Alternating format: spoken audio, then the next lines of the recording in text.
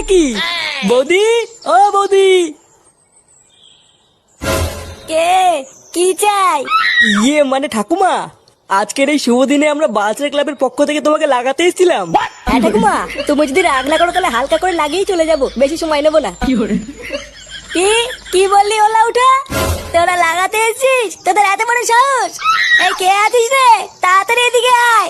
এই দেখ এই ছোকরাগুলো কি বলছে। এই গান মেরেছে। ঠাকুমা তুমি লোক ডাকছো কেন? লোক ডাকছি কেন?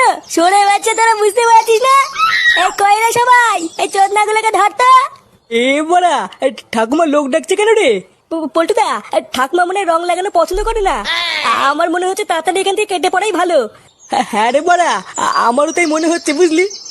লেওরা ঠাকুমা খোঁজে যাওয়ার আগে তাড়াতাড়ি মানে এখান থেকে কেটে পড়।